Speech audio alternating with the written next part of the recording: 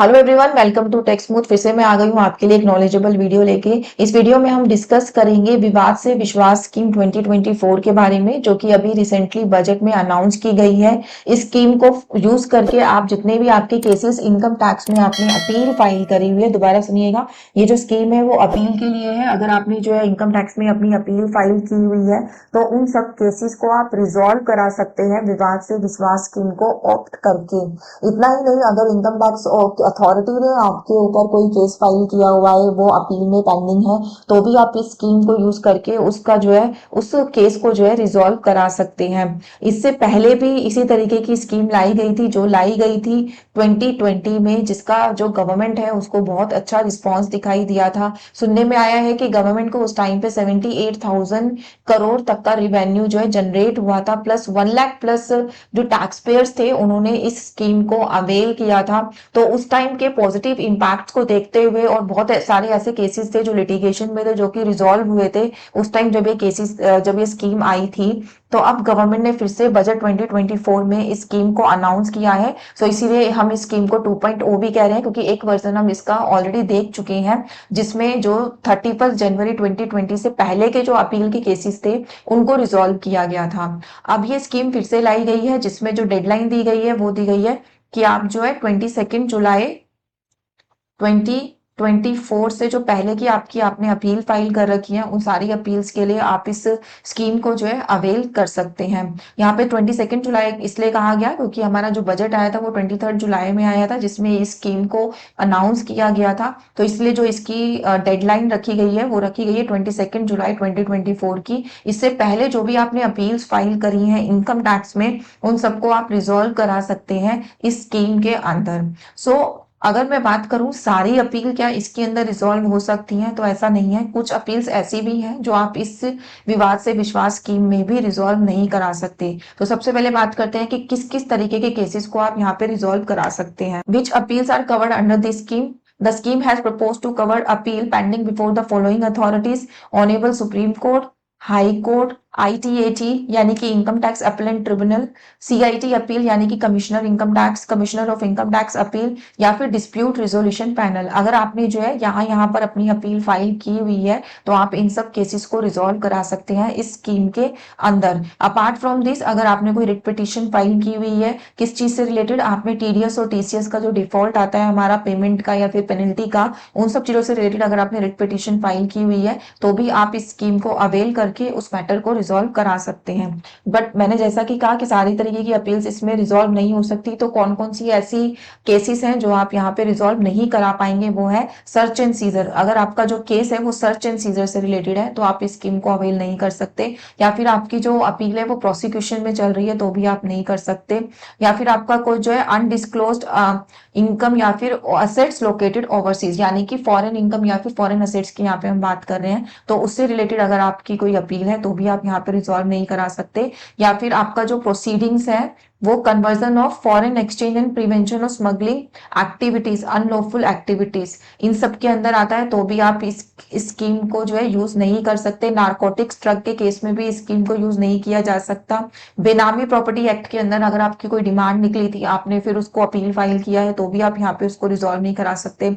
या फिर आपका कोई मनी लॉन्ड्रिंग का केस है तो भी आप इस स्कीम को यूज नहीं कर सकते। तो ये कुछ क्राइटेरिया है या फिर कुछ इस तरीके के मैटर है जिसमें आप जो है विवाद से विश्वास स्कीम को ऑप्ट नहीं कर पाएंगे। इसके अलावा जितने भी आपके जो मैटर्स हैं इनकम टैक्स के, जो की आपने अपील फाइल करी हुई है जिसके रिगार्डिंग, उन सबको आप विवाद से विश्वास स्कीम को ऑप्ट करके जो है रिजॉल्व कर सकते हैं।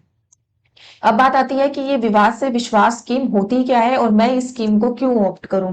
तो देखिए, विवाद से विश्वास स्कीम गवर्नमेंट इसलिए लेके आती है जिससे जो टैक्स पेयर है उसको एक अपॉर्चुनिटी मिलती है कि जितनी आपकी डिमांड है आप उस डिमांड से, आपको एक जो है कम डिमांड का हम ऑप्शन देंगे, उतनी डिमांड अगर आप पे कर देंगे तो आपका केस जो है वहीं पर ही क्लोज हो जाएगा। आपको फ्यूचर ईयर्स में बार बार डिपार्टमेंट के चक्कर काटने की जरूरत नहीं है, क्योंकि तो इस स्कीम के अंदर किस तरीके के डिस्काउंटेड टैक्स रेट आपके लिए लाए गए वो अब हम डिस्कस कर लेते हैं। यहाँ पर इन्होंने इस स्कीम में दो डेट्स को जो है डिफाइन किया है कि अगर आप जो है 31 जनवरी 2020 से पहले का आपका केस है अपील का, या फिर 31 जनवरी 2020 के बाद का आपका अपील का केस है। यहाँ पे इन्होंने दो डेट्स जो है मेंशन करी है। ये सारा जो है फाइनेंस बिल में मेंशन किया गया था। अभी कोई पर्टिकुलर डेट स्पेसिफाई नहीं हुई है। अभी इस स्कीम से रिलेटेड जो फॉर्म्स हैं कि आप इस स्कीम को अवेल करना चाहते हैं, वो फॉर्म अभी आया नहीं है, बट हाँ डेफिनेटली वो आने वाला है। तो उससे पहले मैं चाहती हूँ कि आप अपना कैलकुलेट करके रखें कि आपको स्कीम ऑप्ट करनी चाहिए भी या नहीं चाहिए, क्योंकि बाद में जैसे ही ये फॉर्म आएगा आपको टाइम जो है बहुत कम दिया जाएगा इस स्कीम के अगेंस्ट जो है रिस्पॉन्स करने के लिए। तो इसमें हमने 2 डेट्स यहाँ पे मेंशन की गई है स्कीम में, फाइनेंस बिल में, जैसा कि दिया गया है कि अगर आपका जो केस है वो 31 जनवरी 2020 से पहले का पेंडिंग है, या फिर आपका जो केस है वो 31 जनवरी 2020 के बाद का पेंडिंग है। यहाँ पे ये डेट इसलिए यहाँ पे मेंशन की गई है क्योंकि इस डेट से पहले के केसेस ऑलरेडी एक बार विवाद से विश्वास स्कीम जो 2020 में आई थी उसमें रिजोल्व कर दिए गए थे। ठीक है, तो अब अगर आपका जो है इसके बाद का केस है, जो पहले स्कीम आई थी उसके बाद अगर आपने कोई अपील फाइल करी है, तो उस केस में आपको जो है कितना टैक्स पे करके आप अपना जो केस है उसको रिजोल्व करा सकते हैं, वो है आपका 100% ऑफ डिस्प्यूटेड टैक्स। अब आप यहाँ पे कहेंगे कि जब मेरे को टैक्स 100% पे करना पड़ रहा है तो मुझे इस स्कीम का क्या बेनिफिट हुआ। तो यहाँ पर बेनिफिट आपके लिए ये हुआ कि जब आपकी कोई भी डिमांड रेज होती है, उस डिमांड के साथ साथ उसमें 3-4 कंपोनेंट्स जो है और ज्यादा ऐड होते हैं। जैसे कि आपका जो टैक्स होता है उसके अलावा आपको पेनल्टी भी पे करनी पड़ती है, फीस भी पे करनी पड़ती है और इंटरेस्ट भी पे करना होता है। तो जिनकी बहुत टाइम से डिमांड जो है पेंडिंग चलती आ रही है और आज उन्होंने अपील में केसेस डाल रखे हैं, तो उनका आप नोटिस करिएगा डबल से भी ऊपर तो उनका इंटरेस्ट का अमाउंट हो जाता है, या फिर जो पेनल्टी लगती है आपकी वो 300% तक आपकी पेनल्टी लेवी होती है टैक्स के अमाउंट पे। तो इसीलिए जो ये इंटरेस्ट, टैक्स और पेनल्टी का अमाउंट है ये इतना ह्यूज हो जाता है कि एक पर्टिकुलर टाइम के बाद जो है आपके टैक्स के अमाउंट से भी डबल या ट्रिपल उसका अमाउंट बन चुका होता है। तो अब गवर्नमेंट ने जो है इस स्कीम के थ्रू आपको ये ऑप्शन दिया है कि आप अपना 100% टैक्स पे कर दो, हम आपका जो ये केस जो है ये रिजॉल्व कर देंगे यहीं पर ही, फर्दर कोई भी प्रोसिक्यूशन या फिर जो है प्रोसीडिंग्स इसके ऊपर जो है नहीं की जाएगी। तो अगर आप ये पेमेंट कर देते हैं 31 दिसंबर 2024 से पहले, तो आपको ऑप्शन दिया जाएगा कि आप 100% टैक्स पे कर दो। और मान लीजिए आप 31 दिसंबर 2024 के बाद अगर आप इसकी पेमेंट करते हैं तो आपको 110% टैक्स पे करना पड़ेगा, जितनी भी आपकी लाइबिलिटी बनती है उसका। आपका इंटरेस्ट आपको पे नहीं करना, पेनल्टी आपको पे नहीं करनी और फीस आपको पे नहीं करनी। तो सिर्फ आपको टैक्स पे करना है और अपना केस रिजॉल्व करा लेना है। इसके अलावा अगर आपने जो केस फाइल किया हुआ है वो फाइल किया हुआ है अपने इंटरेस्ट अमाउंट से रिलेटेड या फिर पेनल्टी अमाउंट से रिलेटेड, कि आपका जो इंटरेस्ट है या फिर पेनल्टी है वो माफ की जाए, तो उसके ऊपर जो रिबेट आपको मिल रही है वो है कि आपको सिर्फ 25% अमाउंट पे करना है अपने इंटरेस्ट और पेनल्टी का, और आप अपना केस रिजॉल्व करा सकते हैं अगर आप ये पेमेंट करते हैं 31 दिसंबर से पहले। अगर आप 31 दिसंबर के बाद में पेमेंट कर रहे हैं तो आपको पेनल्टी तो पे करनी पड़ेगी, तो उस केस में 25% का अमाउंट बढ़ के हो जाता है 30%, कि 30% आप पे करिए और अपना जो केस है वो रिजॉल्व करा लीजिए।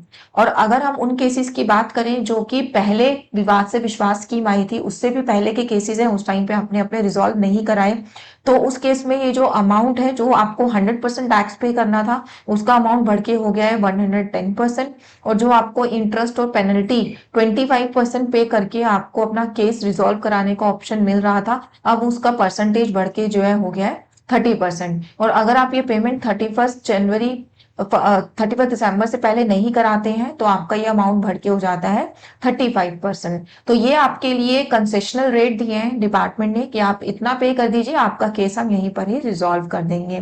तो ये तो थे आपके नॉर्मल केसेस से रिलेटेड। इसके अलावा यहाँ पर अगर मान लीजिए आपने केस फाइल नहीं किया है, इनकम टैक्स अथॉरिटी ने आपके ऊपर केस फाइल किया हुआ है, या फिर आपका कोई डिसीजन आया था high court, supreme court, ITAT से जो कि उनको पसंद नहीं आया, उन्होंने फर्दर केस फाइल कर दिया, तो उसमें आपको कितना टैक्स पे करना पड़ेगा उसके लिए फिर से एक कंसेशनल रेट दिया गया है कि जो मैंने इस टेबल में आपसे रेट डिस्कस करे हैं, ठीक है, इसका भी 50% आप पे कर दीजिए और आप जो है इस केस को रिजॉल्व करा लीजिए। अपने जो अपील का केस है वो आपका रिजॉल्व हो जाएगा। जो हमने यहाँ पे रेट डिस्कस करें जस्ट आपको उसका 50% पे करना है। तो कितना होगा वो रेट वो भी देख लेते हैं। अपील और रेट और SLP filed by income tax authority on any dispute issued before the appellate from. अगर इनकम टैक्स अथॉरिटी ने कोई अपील फाइल करी हुई है तो appeal filed before CIT or objection filed before DRP by the appellant on any issue on which he has got decision in his favor from the income tax appellant tribunal, decision on such issue not reversed by high court and supreme court। ये कह रहे हैं कि अगर appeal pending है CIT के पास या फिर डीआरपी में, और अगर एसएससी के फेवर में ऑलरेडी ऑर्डर आ चुका है आईटीएटी से, और उस ऑर्डर का जो है रिवर्स ऑर्डर कहीं से भी यानी कि हाई कोर्ट या सुप्रीम कोर्ट से रिसीव नहीं हुआ है। तो सेम एज अगर अपील फाइल की गई है आईटीएटी में on any issue on which he got decision in his favour from the high court, अगर हाई कोर्ट ने जो एसएससी है उसके फेवर में डिसीजन लिया था बट अपील फाइल की गई है आईटीएटी में, तो उस केसेस में भी आपको कितना जो है पेमेंट करना होगा, जस्ट 50%, जो भी हमने ऊपर टेबल डिस्कस करी थी उसका। अगर मैं उसको एक बार फिर से चेक कर लूँ तो पहले आपको 100% टैक्स पे करना होता था अगर आपने 31 दिसंबर के बाद पेमेंट करी है तो, अब वो 100% का 50% हो गया, आपको सिर्फ 50% टैक्स पे करना है। और सेम एज अगर आप दिसंबर के बाद पेमेंट करते हो तो पहले आपको 110% पेमेंट करनी थी, अब वो रिड्यूस होके हो गई आपकी 55%। सेम एज अगर आपका जो है इंटरेस्ट और पेनल्टी का केस है तो उस केस में जो अमाउंट है वो हो गया पहले 25% और 30% था, अब वो रिड्यूस होके हो गया 12.5% एंड 15%। ठीक है। सेम एज अगर मैं बात करूं उन केसेस की जिसमें जो अपील है वो कब से आपने फाइल कर रखी है, 31 जनवरी 2020 से पहले की आपकी अपील्स फाइल हो रखी है, तो उस टाइम पे जो आपके रेट्स थे वो थे 110%, उसको रिड्यूस करके कर दिया गया है 50%, एंड 120% की जगह आपको पे करना है सिर्फ 60%। तो इसी तरीके से जितने भी हमने रेट अभी डिस्कस किए थे उन सबका सिर्फ आपको 50% पे करना है अगर इनकम टैक्स अथॉरिटी ने केस फाइल किया हुआ है आपके अपोजिशन में। ठीक है, तो ये था हमारा सिनेरियो कि आप इतना पे करिएगा और आपका जो केस है वो रिजॉल्व हो जाएगा। अब बात करते हैं कि मान लीजिए मैंने जो पेमेंट है, आपको पता होगा जब हम अपील फाइल करते हैं तो अपील फाइल करने से पहले, ठीक है, हमें जितना भी हमारा अमाउंट होता है डिमांड का उसका कुछ परसेंटेज जो है हमें डिपॉजिट कराना होता है। बट हो सकता है कि वो अमाउंट जो आपने ऑलरेडी डिपार्टमेंट में डिपॉजिट कराया हुआ है या फिर जो आपका अमाउंट सीज किया हुआ है, समटाइम्स हमारा अमाउंट सीज भी कर लेता है डिपार्टमेंट, तो वो ज्यादा है इस अमाउंट से जो कि आपको एक्चुअली पे करना है। तो उसके लिए भी एक प्रोविजन डिपार्टमेंट ने दिया है यहाँ पे कि जितना भी आपका एक्सेस अमाउंट आपने पे कर रखा होगा वो एक्सेस अमाउंट, जितनी आपकी लाइबिलिटी बनती है वो रिड्यूस होकर जो आपका एक्सेस अमाउंट है वो आपको रिफंड कर दिया जाएगा, बट उसके ऊपर आपको किसी भी तरीके का कोई इंटरेस्ट नहीं मिलेगा। ठीक है।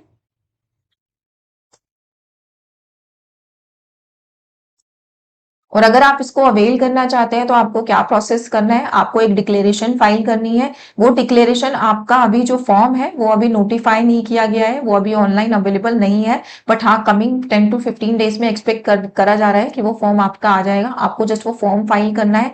फॉर्म फाइल करने के बाद जब आप उसको डिपॉजिट करेंगे तो आपको कितना अमाउंट एक्चुअली पे करना है और एक सर्टिफिकेट डिटरमाइन होके आएगा आपको सामने से, जो भी आपकी अथॉरिटी होगी अपलैंड अथॉरिटी वो आपको देगी।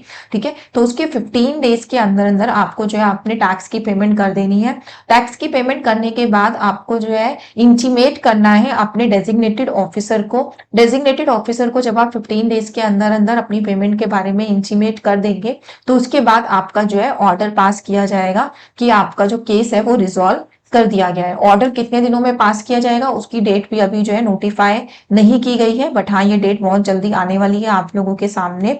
और इस स्कीम की एक फीचर ये भी है कि फ्यूचर में जो है आपको इम्यूनिटी मिल जाएगी किसी भी तरीके के initiation of proceedings in respect of any offence, imposition of penalty, interest regarding tax arrear is provided for matters opted under विवाद से विश्वास स्कीम। अगर आप इसको अवेल करते हैं तो फ्यूचर में किसी भी तरीके की प्रोसीडिंग्स आपके खिलाफ इस ईयर से रिलेटेड जो है नहीं की जाएगी। ठीक है, तो ये तो थी आपकी विवाद से विश्वास स्कीम। अगर आप इसको अवेल करना चाहते हैं और अगर आपको ये डिसीजन लेना है कि आपको ये अवेल करना चाहिए या नहीं करना चाहिए तो आप आज ही कैलकुलेट कर लीजिए कि जो भी आपने अपना केस अपील में डाला हुआ है उसकी आपकी टैक्स की वैल्यू कितनी है जो आपका डिमांड आया था, और उसमें आपका इंटरेस्ट, पेनल्टी और किसी भी तरीके की अगर फी लैवी हुई है तो वो कितनी है। उसको चेक करने के बाद आप इजीली ये डिसीजन ले सकते हैं कि आपको इस स्कीम के अंदर जाना चाहिए या नहीं जाना चाहिए। जैसे ही ये जो स्कीम की डेट्स हैं या फिर जो फॉर्म्स आ जाएंगे हम आपको बता देंगे, फिर से एक वीडियो लेके आएंगे कि फॉर्म्स आ चुके हैं और कैसे आपको डिक्लेरेशन फाइल करनी है।